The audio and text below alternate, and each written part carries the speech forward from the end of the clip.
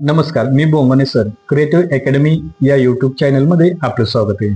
बघा, आपण ज्या गोष्टीची आतुरतेने वाट पाहत होतो ते म्हणजे ऑल इंडिया सैनिकी स्कूलचा ई काउन्सिलिंग प्रोसेस कधी चालू व्हायची. आज या ई काउन्सिलिंग प्रोसेसचा मुहूर्त आज सापडलेला आहे आणि आजपासून ई काउन्सिलिंग प्रोसेस सुरू झालेली आहे. बघा, ऑल इंडिया सैनिकी स्कूल एंट्रन्स एक्झाम 2025 ही एक्झाम 5 एप्रिल 2025 ला झाली आणि ती एक्झाम झाल्यापासून लगेच 2 दिवसांनी आपली प्रोफाईल बनवण्यासाठी प्रोसेस चालू केली होती. सर्वांनी प्रोफाईल बनवलेली असन आणि ही प्रोफाईल बनवून झाल्यानंतर सगळ्यांना आतुरता होती निकालाची. निकाल लागून सुद्धा बरेच दिवस उलटले आणि आता सर्वांना ई काउन्सिलिंग प्रोसेसची वाट पाहत होते. आता ही प्रोसेस चालू झालेली आहे. आजपासून ते 21 तारखेपर्यंत म्हणजे पुढल्या शनिवारपर्यंत काउन्सिलिंगची प्रोसेस चालू राहणार आहे. आता या काउन्सिलिंगच्या प्रोसेसमध्ये काय काय करावं लागतं, कोणत्या स्कूल भरायच्या, स्कूल भरताना काय प्रोसेस आहे, या सर्वांची माहिती आज आपल्याला या व्हिडिओच्या माध्यमातून पाहायची आहे. तर लक्ष द्यायचं आहे सर्वांना.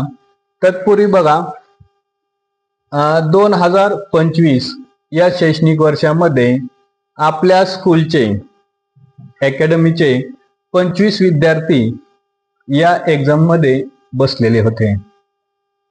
बघा, 5 एप्रिलला झालेल्या या एक्झाम मध्ये आपल्या अकॅडमीचे 25 पैकी 23 विद्यार्थी पात्र झालेले आहेत. 23 पैकी 21 विद्यार्थी पात्र झालेले आहेत आणि हे 21 विद्यार्थी सैनिकी स्कूलमध्ये प्रवेश घेऊ शकतात. आता अशा ज्या पात्र झालेल्या विद्यार्थ्यांनी पुढली प्रोसेस काय करायची ते बघा. पहिल्यांदा आजपासून काउन्सिलिंग प्रोसेस चालू झाली आहे. त्या काउन्सिलिंग मध्ये जाऊन तुम्ही काय करायचे आहेत, चॉईस फिलिंग करायचे आहेत. हे झाले. आपल्या अकॅडमीचा 265चा पहिला विद्यार्थी आलेला आहे, 264चा दुसरा, 257चा तिसरा क्रमांक आलेले हे आपले विद्यार्थी आहेत. चला तर मग आपण काउन्सिलिंग प्रोसेस कडे जाऊया. बघा, सुरुवातीला काय करायचंय, तुम्ही क्रोम किंवा गुगल वरती जावा आणि गुगल वरती गेल्यानंतर ई काउन्सिलिंग असं काय करायचं आहे, टाईप करायचं आहे. बघा, ई काउन्सिलिंग टाईप केल्यानंतर तुम्हाला एक वेबसाईट मिळेल खाली. ही तुमची एक्झाम झाल्यानंतर तुमचा स्कोअर कार्ड काढण्यासाठी एनटीएची वेबसाईट आहे आणि याच्यावरून तुम्ही काय करू शकता, ह्याला क्लिक करून तुमचा स्कोअर कार्ड डाउनलोड करू शकता. तुम्हाला किती मार्क पडले आणि तुमचा ऑल इंडियामध्ये किती स्कोअर आहे याच्यावरून काय करू शकता, तुम्ही स्कोअर कार्ड डाउन करू शकता. आणि खाली बघा, एनटीएची झाल्यानंतर ई काउन्सिलिंग शेड्यूल याच्यावर टच केल्यानंतर तुम्हाला त्यांची पूर्ण पेज ओपन होईल. याच्यावरच आपल्याला ई काउन्सिलिंगचं जे काही शेड्यूल ठरलेलं आहे ते पाहायला मिळेल. याच्यामध्ये बघा, मी सांगितल्या पद्धतीने 5 तारखेला एक्झाम झाली आणि 7 तारखेपासून आपलं काय झालं होतं, रजिस्ट्रेशन चालू झालं होतं. मग असं रजिस्ट्रेशन त्यांनी जो टाइम आहे तो वाढवत 12 तारखेपर्यंत केला, परत वाढवून 14 तारखेपर्यंत केला आणि 15 तारखेपासून तुमचं काय चालू झालं आहे, ई काउन्सिलिंगची प्रोसेस चालू झाली आहे. बघा, त्यांनी या ठिकाणी माहिती दिलेली आहे.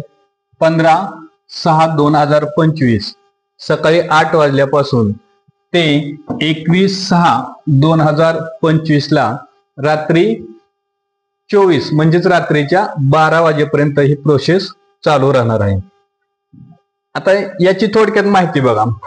त्याची प्रोसेस कशी आहे ते पण मी तुम्हाला नंतर सांगणार आहे. चॉईस फिलिंग कसं करायचं किंवा त्यासाठी काय लागतंय.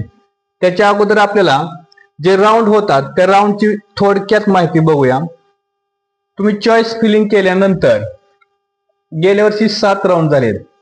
म्हणजे इथं राऊंडचा नंबर दिलेला आहे बघा. राऊंड पहिला कधी चालू होईल त्याची तारीख तुम्हाला चॉईस फिलिंग म्हणजे 21 जूनच्या नंतर ही खालचं जे आहे ते दिसेल.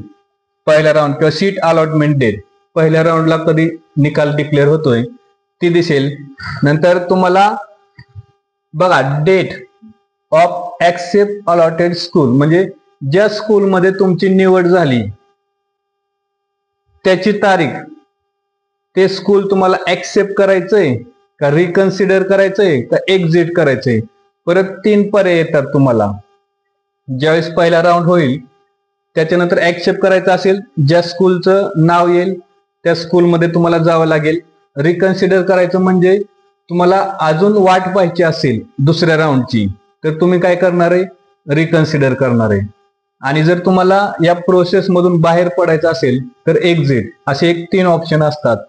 त्याच्यानंतर जर तुम्ही ऍक्सेप्ट केलं तर तुम्हाला व्हेरिफिकेशन म्हणजे डॉक्युमेंटसाठी जे मेडिकल आहे ते मेडिकलचा पत्ता ठराविक मेडिकल मध्येच किंवा दवाखान्यात जाऊन, जे सरकारी दवाखाने आहेत त्या ठिकाणी जाऊन तुम्हाला काय करावं लागतं, मेडिकल करावं लागतं. कोणत्याही दवाखान्यात जायचं नसतं. जे तुमच्या प्रोफाईलला दिसतं, ज्या ठिकाणी जाऊन तुम्हाला मेडिकल करायला सांगितलंय त्याच ठिकाणी जाऊन काय करावं लागतं, मेडिकल करावं लागतं. आणि मेडिकल केल्यानंतर तुमचं डॉक्युमेंटची डेट, लास्ट डेट, तुमचं डॉक्युमेंट आणि फी जमा करायची, ह्या ज्या तारखा आहेत त्या फर्स्ट राऊंडच्या 21 जून नंतर काय होतील, दिसतील, ज्यावेळेस पहिला राऊंड होईल त्यावेळेस. या ठिकाणी बघा ही झाली प्रोसेस. तुम्हाला जर स्कूल इन्फॉर्मेशन पाहिजे असेल तर या ठिकाणी सीट मॅट्रिक्स असेल, स्कूल इन्फॉर्मेशन, प्रिव्हियस इयरचा कट ऑफ, या सगळ्या गोष्टी काय होत्या तुम्हाला या वेबसाईटवर पाहायला मिळणार आहेत. बघा त्यानंतर नोटिफिकेशन, नोटीस असेल, त्याच्यामध्ये तुम्हाला डॉक्युमेंट कोणते लागतात, काय गायडन्स आहे, लेटेस्ट इंस्ट्रक्शन, ह्या सगळ्या प्रोसेस पाहायला मिळणार आहेत.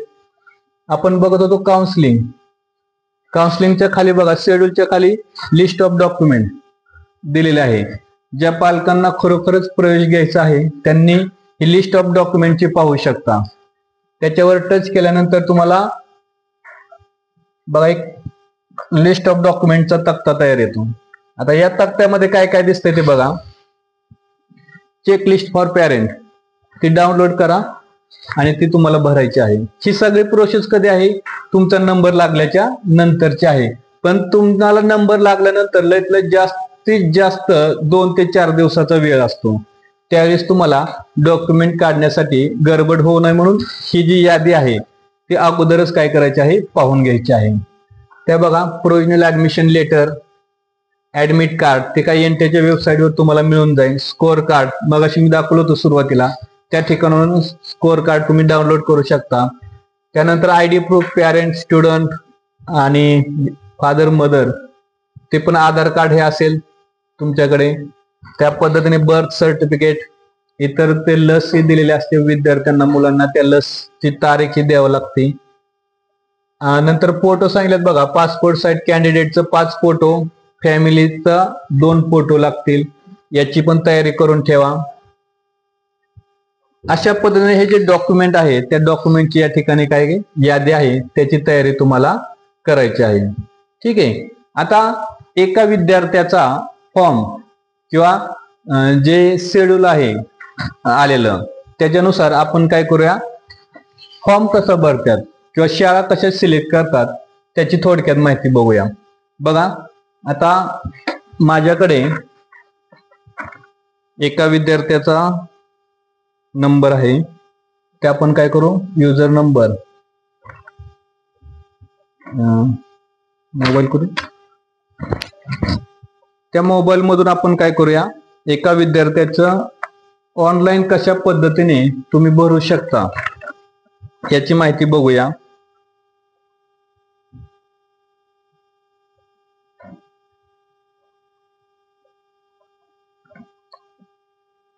बघा युजर आयडी किंवा युजर नेम आपण टाकूया आणि युजर नेम टाकल्यानंतर आपण जो सुरुवातीला पासवर्ड क्रिएट केलता प्रोफाईल बनवताना तो पासवर्ड टाकायचा. आणि त्याच्यानंतर तुम्हाला जुन्या 10 स्कूल आणि नवीन 10 स्कूल आपल्याला सिलेक्ट करायचे आहेत. बघा 25, 18,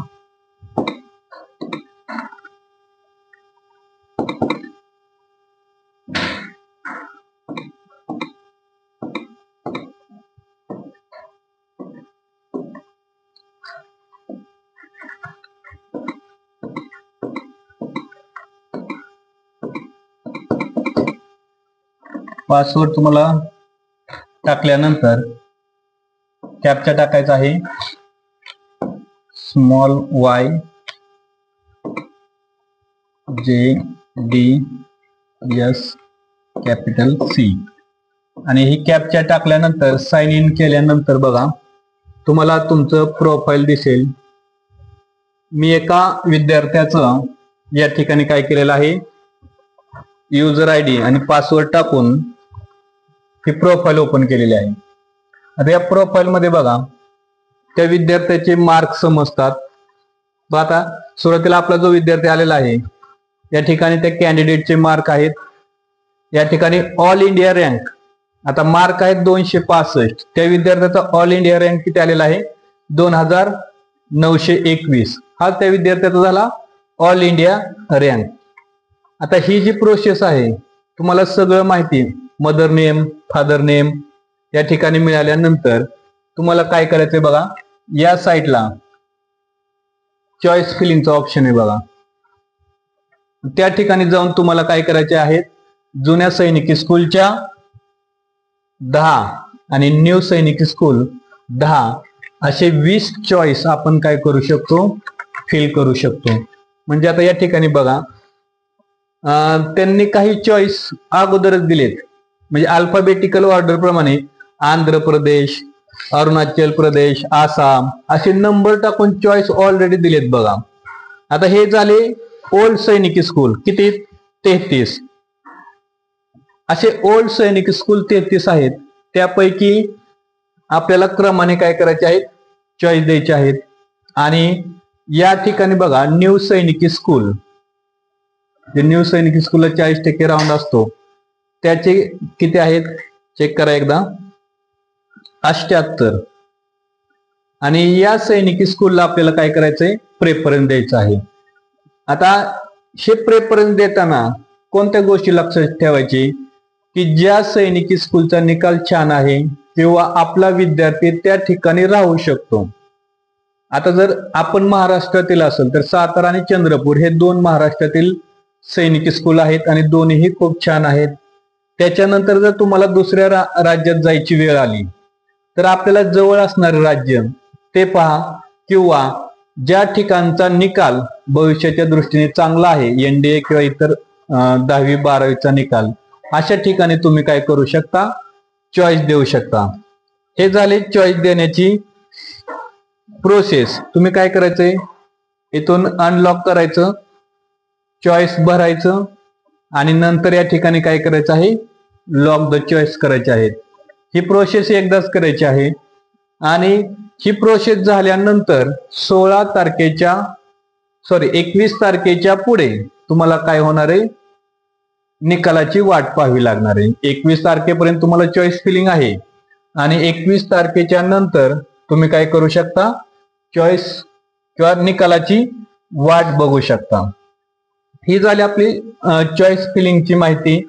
जर आपल्याला आमचा हा गेल्या वर्षीचा अकॅडमीचा निकाल आहे, आम्ही या ठिकाणी ऑनलाईन आणि ऑफलाईन असं दोन्ही क्लासेस घेतो. जर तुम्हाला ऑनलाईन क्लासला आमच्या बरोबर राहायचं असेल तर आमचा जो क्रिएटिव्ह अकॅडमी इंदापूर हा YouTube चॅनल आहे त्याला सबस्क्राईब करा. आणि ज्या विद्यार्थ्यांना ऑफलाईनला येऊन सैनिकी स्कूलची तयारी करायची आहे त्यांनी काय करायचं आहे, आमचा पत्ता दिलेला आहे इंदापूरमध्ये, क्रिएटिव्ह अकॅडमी भैरवनाथ नगर इंदापूर, आणि कॉन्टॅक्ट नंबर आहे 9423236878. या नंबरला काय करायचं आहे, कॉन्टॅक्ट करायचा आहे. आपली सैनिकी स्कूलची तयारी पूर्णपणे आम्ही या ठिकाणी करून घेत आहोत. आपल्या या ठिकाणी निवासी अनिवासी अशी राहण्याची पण सोय आहे. तर ज्या विद्यार्थ्यांना सैनिकी स्कूलचे क्लास लावायचे आहेत त्यांनी आमच्याशी कॉन्टॅक्ट करा. धन्यवाद.